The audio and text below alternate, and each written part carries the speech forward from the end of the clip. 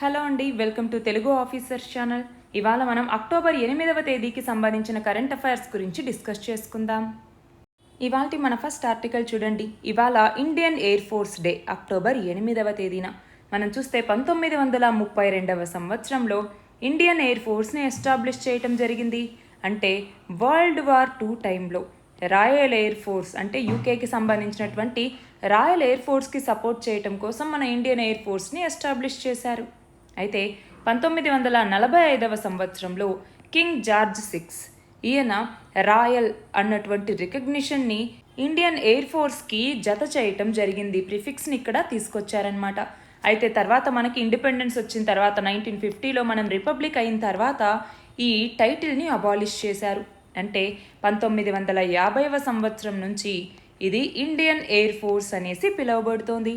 అయితే ఇక్కడ మనం చూస్తే ఆర్మ్డ్ ఫోర్సెస్కి సంబంధించి అంటే ఈ ఎయిర్ ఫోర్స్ కానివ్వండి, నేవీ కానివ్వండి, అలాగే ఆర్మీ కానివ్వండి, ఈ ఆర్మ్డ్ ఫోర్సెస్కి సుప్రీం కమాండర్ ఎవరు అంటే మన ఇండియన్ ప్రెసిడెంట్. అంతేకాకుండా ఇండియన్ ఎయిర్ ఫోర్స్ అన్నటువంటిది వరల్డ్లోనే 4th లార్జెస్ట్ ఎయిర్ ఫోర్స్. మరి దీని యొక్క హెడ్ క్వార్టర్స్ ఎక్కడ ఉంది? న్యూఢిల్లీలో ఉంది. అయితే ఈ మన ఎయిర్ ఫోర్స్ యొక్క మోటో ఏంటి అంటే touch the sky with glory అన్నటువంటిది. దీన్ని మనం భగవద్గీతలో ఉన్నటువంటి 11వ చాప్టర్ నుంచి తీసుకున్నాం. అయితే ఇక్కడ మనం గమనించాల్సింది ఏంటి, మన ఇండియన్ ఎయిర్ ఫోర్స్ అన్నటువంటిది 1998లో గుజరాత్ సైక్లోన్ టైంలో కానివ్వండి, 2004వ సంవత్సరంలో సునామీ వచ్చినప్పుడు కానివ్వండి, అలాగే 1984లో ఆపరేషన్ మేఘదూత్ని అంటే సియాచిన్ గ్లేషియర్కి సంబంధించి దీన్ని చేపట్టినప్పుడు కానివ్వండి, అలాగే పాకిస్తాన్ చైనాతో వార్లో కానివ్వండి, వీటన్నింటిలో మేజర్ రోల్ని ప్లే చేసింది. అయితే ఇక్కడ ఇండియన్ ఎయిర్ ఫోర్స్కి సంబంధించి సిగ్నిఫికెంట్ ఆపరేషన్స్ ఏంటి అన్నట్టుగా మనం గుర్తుపెట్టుకోవాలి. అందులో ఒకటి 1961లో చేపట్టినటువంటి ఆపరేషన్ విజయ్ అన్నటువంటిది, 1965లో సెకండ్ కశ్మీర్ వార్ కానివ్వండి, 1971లో బంగ్లాదేశ్ లిబరేషన్ వార్ కానివ్వండి, 1987లో ఆపరేషన్ పూమలై అన్నటువంటిది కానివ్వండి, అలాగే ఈ 1988లో ఆపరేషన్ క్యాక్టస్ కానివ్వండి, 1999లో కార్గిల్ వార్ కానివ్వండి, బాలాకోట్ ఎయిర్ స్ట్రైక్ కానివ్వండి, అలాగే 2019లో ఇండియా పాకిస్తాన్ స్టాండ్ ఆఫ్ జరిగినప్పుడు వీటన్నింటిలో కూడా ఇండియన్ ఎయిర్ ఫోర్స్ అన్నటువంటిది చాలా కీలక పాత్ర పోషించింది. అయితే రాను రాను మన ఎయిర్ ఫోర్స్కి తన యొక్క సత్తాని పెంచుకునే విధంగా ఇందులో ఆయుధాలు అనేవి చేరుతున్నాయి. అందులో భాగంగా జాగ్వార్ కానివ్వండి, మిరేజ్ 2000 యుద్ధ విమానాలు కానివ్వండి, MiG-21 లాంటివి, తేజస్, రఫేల్ యుద్ధ విమానాలు, అలాగే సుకోయ్ యుద్ధ విమానాలు కానివ్వండి, అపాచీ అన్నటువంటిది, అలాగే మనం చూస్తే చినూక్ హెలికాప్టర్స్ అన్నటువంటివి కానివ్వండి, కొన్ని రకాల హెలికాప్టర్లు, C-17 రవాణా విమానాలు, C-130 రవాణా విమానాలు, ఇలాంటివన్నీ కూడా ఇప్పుడు మన భారత వైమానిక దళంలో ఉన్నాయి. మన నెక్స్ట్ ఆర్టికల్ చూడండి, క్రిప్టో కరెన్సీకి సంబంధించి. ఇంతకుముందు క్రిప్టో కరెన్సీని బ్యాన్ చేయాలి అన్నారు, కానీ ఇప్పుడు ఆ క్రిప్టో కరెన్సీని నియంత్రిస్తూ ఉన్నారు. అసలు ఈ నేపథ్యంలో క్రిప్టో కరెన్సీ అంటే ఏంటి? ఇది ఒక వర్చువల్ కరెన్సీ లేదా డిజిటల్ కరెన్సీ అంటాం. ఇది సెక్యూరిటీ పర్పస్ కోసం క్రిప్టోగ్రఫీని యూజ్ చేస్తుంది. దీన్ని మనము డీసెంట్రలైజ్డ్ కరెన్సీగా చెప్పచ్చు. అంటే ఏంటి? ఇది ఏ గవర్నమెంట్ చేత కానీ ఏ ఇన్స్టిట్యూషన్ చేత కానీ కంట్రోల్లో ఉండదు. ఫర్ ఎగ్జాంపుల్ బిట్ కాయిన్ కానివ్వండి, ఈథీరియం కానివ్వండి, లైట్ కాయిన్ కానివ్వండి, ఇలాంటి వాటిని క్రిప్టో కరెన్సీస్కి ఎగ్జాంపుల్స్గా చెప్తాం. అయితే ఈ క్రిప్టో కరెన్సీలో ఏవైతే మనం ట్రాన్సాక్షన్స్ అనేవి జరుగుతాయో అవి ఒక పబ్లిక్ డిజిటల్ లెడ్జర్లో రికార్డ్ అవుతాయి. దాన్నే బ్లాక్ చైన్ అనేసి మనం పిలుస్తూ ఉంటాం. ఇది బ్లాక్ చైన్ టెక్నాలజీ ఆధారంగా పనిచేస్తుంది. అంటే ఇందులోకి వచ్చేసరికి ఏంటి, నెట్వర్క్ ఆఫ్ కంప్యూటర్స్ ఉంటాయి. ప్రతి ట్రాన్సాక్షన్ కూడా వెరిఫై చేసి ఈ బ్లాక్ చైన్కి యాడ్ చేయటం జరుగుతుంది కంప్యూటర్స్ ద్వారా. మరి ఎవరైనా దీన్ని మ్యానిపులేట్ చేయాలి అనుకుంటే ఒక్క సిస్టంలో వాళ్ళు మ్యానిపులేట్ చేస్తే మిగిలినటువంటి సిస్టమ్స్లో అది మ్యానిపులేట్ అవ్వదు. అంటే ఈ ట్రాన్సాక్షన్స్ని మ్యానిపులేట్ చేయటం అన్నటువంటిది చాలా కష్టం. అయితే క్రిప్టో కరెన్సీని యూజ్ చేయాలి అంటే ఇండివిజువల్స్కి కానీ లేదంటే బిజినెస్ పర్సన్కి కానీ ఫస్ట్ ఒక డిజిటల్ వ్యాలెట్ అనేది ఉండాలి. డిజిటల్ వ్యాలెట్ అన్నటువంటిది ఒక సాఫ్ట్వేర్ ప్రోగ్రామ్ అనమాట. ఇది మనకి సంబంధించినటువంటి పబ్లిక్ మరియు ప్రైవేట్ కీస్ని ఇది స్టోర్ చేసి ఉంటుంది. ఆ కీస్ అన్నటువంటివి ఏంటి, క్రిప్టో కరెన్సీని మనం సెండ్ చేసినా రిసీవ్ చేసుకున్నా కూడా ఆ ట్రాన్సాక్షన్స్కి సంబంధించి వెరిఫై చేసి అది బ్లాక్ చైన్లో ఉంచడం జరుగుతుంది. అయితే ఈ క్రిప్టో కరెన్సీని మనం అక్వైర్ చేసుకోవాలంటే దానికి ఉన్నటువంటి పేరే మైనింగ్. క్రిప్టో మైనింగ్ అనేసి పిలుస్తూ ఉంటారు. ఇందులో ఏంటి, కంప్యూటర్ అన్నటువంటిది యూజ్ చేసుకుని కొన్ని కాంప్లెక్స్ మ్యాథమెటికల్ ఈక్వేషన్స్ని సాల్వ్ చేయాలి. దాని తర్వాత బ్లాక్ చైన్లో ఆ ట్రాన్సాక్షన్స్ అనేవి వ్యాలిడేట్ చేసి రికార్డ్ చేయటం జరుగుతుంది. అప్పుడు క్రిప్టో కరెన్సీ రూపంలో కొంత అమౌంట్ అనేది రావటం జరుగుతుంది. ఇది ఈ క్రిప్టో కరెన్సీకి సంబంధించి కొంచెం డీటెయిల్డ్గా. మరి ఇందులోకి వచ్చేసరికి ఎగ్జాంపుల్స్గా ఏమని చెప్పుకున్నాం, bit coin, Ethereum, light coin అనేసి, రిపుల్ అనేసి, బిట్ కాయిన్ క్యాష్ అనేసి, ఇలా చాలా ఉన్నాయి. అయితే మొదట్లో ఆర్బీఐ ఏం చేసింది, ఈ క్రిప్టో కరెన్సీస్ లేదా డిజిటల్ కరెన్సీస్కి సంబంధించి డీల్ చేసేటటువంటి ఫినాన్షియల్ ఇన్స్టిట్యూషన్స్ ఈ క్రిప్టో కరెన్సీని యూజ్ చేయకుండా బ్యాన్ అనేది విధించింది. అయితే దాని తర్వాత 2018వ సంవత్సరంలో సుప్రీంకోర్టు ఆర్బీఐ ఇచ్చినటువంటి ఈ బ్యాన్ చేసే సర్క్యులర్ని కొట్టేయటం జరిగింది. దాని తర్వాత 2022లో గవర్నమెంట్ ఆఫ్ ఇండియా 2022-23లో వర్చువల్ కరెన్సీ లేదా క్రిప్టో కరెన్సీ యొక్క ట్రాన్స్ఫర్కి సంబంధించి 30% ట్యాక్స్ డిడక్షన్ అనేటటువంటిది ఆ అసెట్ మీద ఉంటుంది అన్నట్టుగా చెప్పటం జరిగింది. దాని తర్వాత government central bank digital currency CBDC అన్నటువంటి దాన్ని తీసుకొచ్చింది. ఈ సిబిడిసి అన్నటువంటిది మనకి పేపర్ కరెన్సీ ఎలా అయితే ఉంటుందో దానికి సంబంధించినటువంటి ఒక డిజిటల్ ఫామ్ అనమాట. అంటే క్రిప్టో కరెన్సీస్ అన్నటువంటివి ఇందాక చెప్పుకున్నాం, ఒక సంస్థ మీద కానీ ఒక గవర్నమెంట్ మీద కానీ ఆధారపడవు అని. కానీ ఈ సిబిడిసి అన్నటువంటిది సెంట్రల్ బ్యాంక్ పరిధిలోనే జరుగుతుంది. అంటే మనకి ఫియట్ కరెన్సీ ఎలా అయితే, అంటే ఈ నోట్స్ ఎలా అయితే పనిచేస్తాయో ఇది కూడా అలానే ఎక్స్చేంజ్ చేసుకోవచ్చు. అంటే ఇది digital version of Indian rupees అన్నట్టుగా చెప్పచ్చు. ఈ రూపీ లేదా డిజిటల్ రూపీ అంటాం కదా అలా. కానీ క్రిప్టో కరెన్సీస్కి సంబంధించి మనకి చాలా ఛాలెంజెస్ ఉన్నాయి. ఏమేం ఛాలెంజెస్ ఉన్నాయి అంటే, ఒకటి వోలటైలిటీ. అంటే క్రిప్టో కరెన్సీస్ చాలా వోలటైల్, ఎప్పుడు ఎలా దాని యొక్క రేట్ మారుతుందనేసి మనం చెప్పలేం. అలాగే క్లియర్ రెగ్యులేషన్ అనేటటువంటిది దీని మీద ఉండదు. అలాగే సెక్యూరిటీ అన్నటువంటిది చాలా తక్కువ, హ్యాకింగ్ అటాక్స్ కూడా జరగచ్చు, దాంతో మనము డబ్బును కోల్పోయే అవకాశం ఉంది. అలాగే పాస్వర్డ్ని మనం మర్చిపోయినా కూడా డబ్బులు అనేది లాక్ అయిపోతుంది. అలాగే ఈ క్రిప్టో కరెన్సీ యొక్క అడాప్షన్ రేట్ అన్నటువంటిది తక్కువగా ఉంది. అలాగే స్కేలబిలిటీ అన్నటువంటిది చాలా లిమిటెడ్గా ఉంది. అంతేకాకుండా ఈ ట్రాన్సాక్షన్స్ని వెరిఫై చేసుకోవాలి అంటే ఈ క్రిప్టో మైనింగ్ ఏదైతే ఉంటుందో ఇది చాలా ఎనర్జీ ఇంటెన్సివ్ అనమాట. ఇది క్లైమేట్ చేంజ్కి కూడా దారితీస్తుంది. ఇవన్నీ కూడా ఈ క్రిప్టో కరెన్సీలో ఉన్నటువంటి ఛాలెంజెస్. మరి దీన్ని ఎదుర్కోవటానికి మన భారతదేశం సెంట్రల్ బ్యాంక్ డిజిటల్ కరెన్సీ అన్నటువంటి దాన్ని ఇంట్రడ్యూస్ చేయటం జరిగింది. మన నెక్స్ట్ ఆర్టికల్ చూడండి. ఇజ్రాయెల్ మరియు పాలస్తీనా మధ్య యుద్ధం అనేది మొదలైంది. ఇందులో భాగంగా ఇజ్రాయెల్ మీద హమాస్ దాడులు చేయటం మొదలుపెట్టారు. అందులో ఎంతో మంది చనిపోయారు కూడా. మరి ఈ నేపథ్యంలో ఈ హమాస్ అన్నటువంటి వాళ్ళు ఎవరు, వీటికి సంబంధించి ఏదైనా ఒప్పందం ఉందా అన్నటువంటిది మనకి తెలియాలి. మనం చూస్తే హమాస్ లేదా దీన్నే హర్కత్ అల్ ముఖావమా అల్ ఇస్లామియా అనేసి కూడా పిలుస్తూ ఉంటాము, లేదా సింపుల్గా హమాస్ అంటాము. పాలస్తీనాకి సంబంధించి 2 రాజకీయ పక్షాల్లో ఈ హమాస్ కూడా ఒకటి. మనం చూస్తే 1987వ సంవత్సరంలో వెస్ట్ బ్యాంక్ కానివ్వండి, ఇదిగో వెస్ట్ బ్యాంక్, గాజా, అలాగే తూర్పు జెరూసలేంలో ఇజ్రాయెల్ ఆక్రమణలకు వ్యతిరేకంగా పాలస్తీనా ప్రాంతాల్లో మొదటి తిరుగుబాటు ఉద్యమం అనేది జరిగింది. అప్పుడే ఈ హమాస్ అన్నటువంటిది ఏర్పాటైంది. అయితే దీన్ని నెలకొల్పింది ఎవరు అంటే షేక్ అహ్మద్ యాసిన్. ఇది ముస్లిం బ్రదర్హుడ్ సంస్థకి ఒక రాజకీయ అనుబంధ విభాగంగా ఉండేది. అయితే 1988వ సంవత్సరంలో హమాస్ తన యొక్క చార్టర్ని ప్రకటించింది. ఇజ్రాయెల్ని పూర్తిగా నాశనం చేయాలి, ఇంతకు ముందున్నటువంటి అంటే ఒకప్పుడున్నటువంటి పాలస్తీనాని మళ్ళీ పునరుద్ధరించి ఇస్లామిక్ సమాజాన్ని ఏర్పాటు చేయాలి అన్నట్టుగా లక్ష్యంగా పెట్టుకున్నట్టుగా ఈ చార్టర్ని ప్రచురించటం జరిగింది. అయితే మనం చూస్తే 1993లో పాలస్తీనాకు చెందినటువంటి యాసర్ అరాఫత్, అలాగే అప్పటి ఇజ్రాయెల్ ప్రధాని అయినటువంటి ఇజాక్ రాబిన్, వీళ్ళ మధ్య ఓస్లో ఒప్పందం అన్నటువంటిది జరిగిందనమాట. ఏ ఒప్పందం? ఓస్లో ఒప్పందం. ఈ ఒప్పందం ప్రకారం ఏంటి అంటే, వెస్ట్ బ్యాంక్ అలాగే గాజాల్లో పాలస్తీనా అథారిటీ ఆధ్వర్యంలో పరిమితమైనటువంటి ఒక స్వయం పరిపాలనా ప్రభుత్వం అనేది ఏర్పడింది. కానీ దీన్ని హమాస్ అన్నటువంటిది వ్యతిరేకించింది.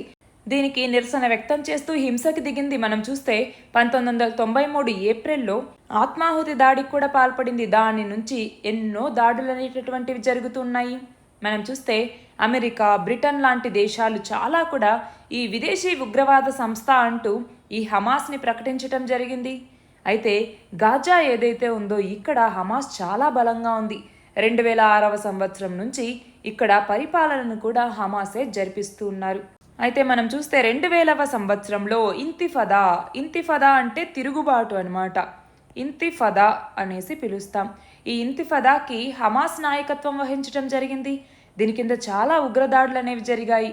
అందులో వందల సంఖ్యలో ఇజ్రాయెల్కి సంబంధించినటువంటి వ్యక్తులు చనిపోయారు. అయితే 2006లో ఇజ్రాయెల్ సైనికుడైనటువంటి గిలాడ్ షాలిత్ అతన్ని హమాస్ అపహరించి 5 ఏళ్ల తర్వాత 1000 మందికి పైగా పాలస్తీనా ఖైదీల్ని ఇజ్రాయెల్ విడుదల చేస్తే గాని మళ్ళీ హమాస్ అతన్ని ఇజ్రాయెల్కి అప్పగించలేదు. ఇవన్నీ పక్కన పెడితే ఇప్పటికీ ఇక్కడ దాడులు అనేవి జరుగుతున్నాయి. కానీ ఇప్పటికీ తేలని కొన్ని సమస్యలున్నాయి.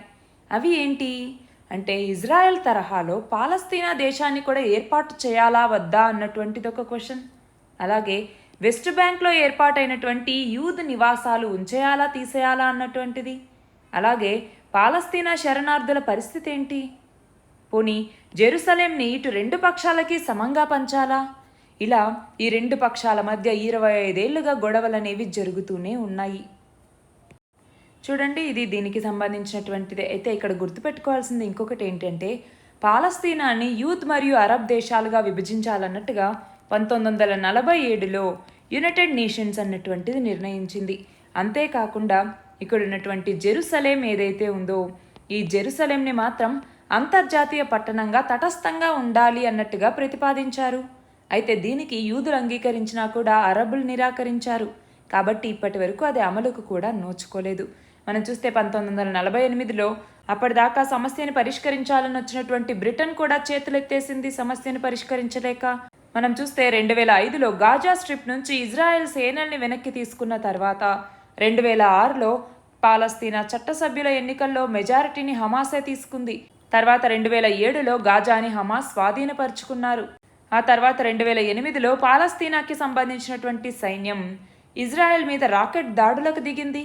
దాంతో 22 రోజుల పాటు అక్కడ గొడవ అనేటటువంటిది జరిగింది. దాని తర్వాత కాల్పుల విరమణ ఒప్పందం కుదిరితే ఆలోపే 1400 మంది పాలస్తీనా పౌరులు, 13 మంది ఇజ్రాయెల్ పౌరులు అప్పటికే చనిపోయారు.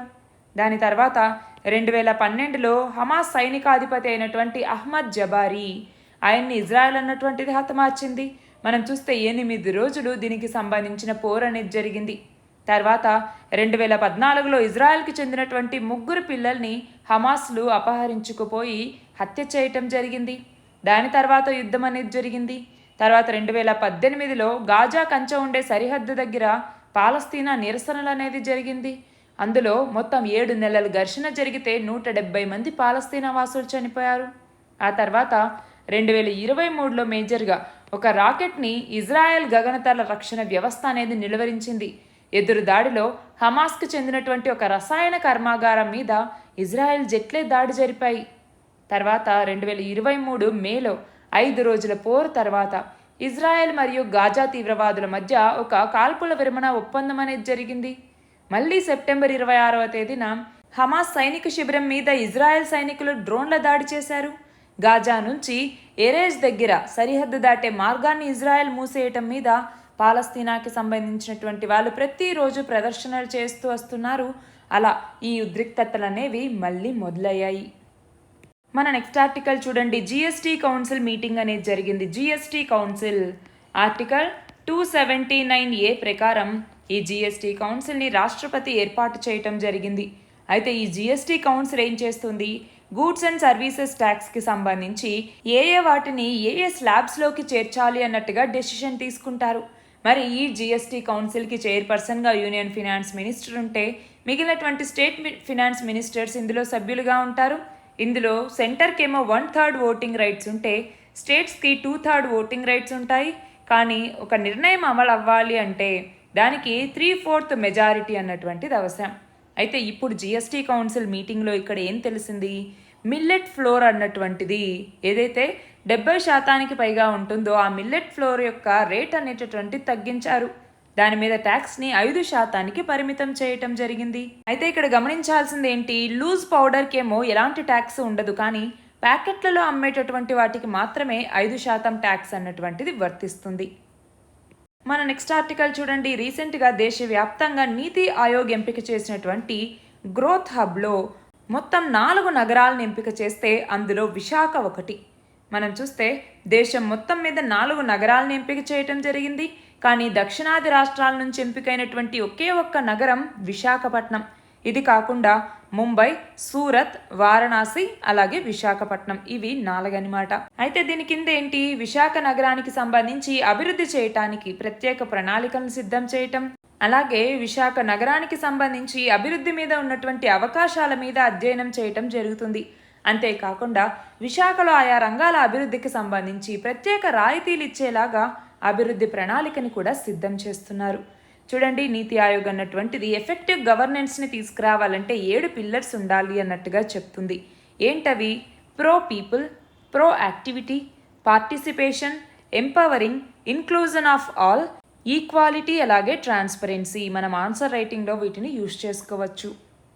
మన నెక్స్ట్ ఆర్టికల్ చూడండి. గగన్యాన్కి సంబంధించి క్రూ ఎస్కేప్ సిస్టమ్ యొక్క పనితీరును నిర్ధారించేటటువంటి ఒక మానవరహిత TVD-1 అంటే flight test vehicle abort machine అనేసి పిలుస్తాం. దీనిని ఇస్రో ప్రయోగించబోతోంది. అంటే మానవరహిత ప్రయోగాలతో సామర్థ్య నిర్ధారణ మనం చేస్తే అప్పుడు మానవ సహిత ప్రయోగాలకి అది ఉపయోగపడుతుంది. అలా మనం చూస్తే గగన్యాన్ మిషన్కి సంబంధించి క్రూ ఎస్కేప్ సిస్టమ్ అన్నటువంటిది మనకి చాలా అవసరం. మరి అంత కీలక ప్రయోగానికి ఇప్పుడు ఇస్రో అన్నటువంటిది సిద్ధమవుతోంది. అయితే గగన్యాన్కి సంబంధించి ఒక కంప్లీట్ వీడియో మనం చేద్దామండి, పూర్తిగా అందులో చూద్దాం. మన నెక్స్ట్ ఆర్టికల్ చూడండి.